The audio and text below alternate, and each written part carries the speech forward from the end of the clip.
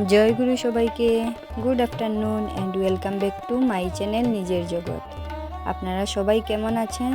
আশা করি ভালো আছেন, সুস্থ আছেন।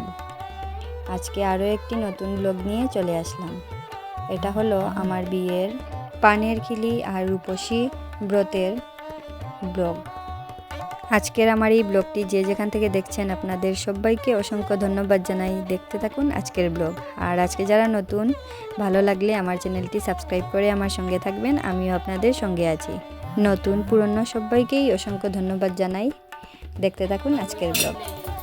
কার কার এই নিয়মটি আছে কমেন্ট করে বলবেন। আমাদের প্রায় সব সম্প্রদায়ের মানুষেরই কিছু কিছু নিয়ম কমন থাকে, আবার কিছু কিছু একটু আলাদা থাকে। তো আমাদের দিকে এটা হয় যে পানের খিলি আর রূপসী ব্রত সব ঠাকুরকে বিয়ের আগে পান দিয়ে নিমন্ত্রণ করতে হয়। সব মন্দিরে গিয়ে, বাড়ির আশেপাশে যে মন্দিরগুলো আছে ওগুলোতে গিয়ে মা, কাকিমণি, ওনারা জেঠিমণি বা আরও যারা মায়ের মতো সম্পর্কে ওনারা সবাই গিয়ে ঠাকুরকে নিমন্ত্রণ করে আসেন পান দিয়ে। আর ওই দিনই মনে হয় রূপসী ব্রত হয়, কারোর কারোর একদিন আগে পরেও হয়, কিন্তু এগুলো সব নিয়ম বিয়ের আগেরই। তো সেই মতো আমাদেরও এই নিয়মটি আজকে হচ্ছে বিয়ের আগের দিন।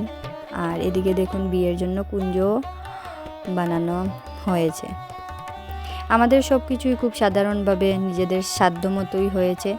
এত জাঁকজমক চাকচিক্য কোনোটাই নেই। হয়তো সামর্থ্য থাকলে হতো, কিন্তু যেমন সামর্থ্য তেমন আয়োজন। তো এটাই, সবগুলো নিয়মই একটু একটু করে করে মানার চেষ্টা করা হচ্ছে। যতটুকু পারা যাচ্ছে সবগুলোই মোটামুটি করা হচ্ছে আর করা হয়েছেও। আর ঠাকুরের আশীর্বাদে আর সব শুভাকাঙ্ক্ষীদের আশীর্বাদে সুন্দরভাবেই হয়েছে আমার বিয়ের সবগুলো অনুষ্ঠানে। আমাদের বিয়েটা হওয়ার কথা ছিল ঠাকুরের মন্দিরে, যেহেতু দুই পরিবারের মধ্যে দূরত্বটা অনেক বেশি, জায়গার দূরত্বটা। আমার বাবার বাড়ি আসাম আর শ্বশুর বাড়ি হলো ত্রিপুরা।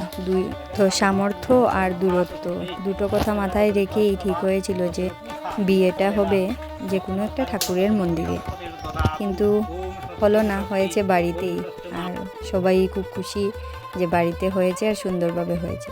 ঠাকুরের প্ল্যানটা অন্যরকমই থাকে, যেখানে আমাদের ভাবনা শেষ হয় সেখান থেকে ঠাকুরের ভাবনা শুরু হয়। রূপসী ব্রত শেষ হওয়ার পর মায়েরা সবাই বেরিয়ে পড়লেন ঠাকুর মন্দিরে পান দেওয়ার জন্য।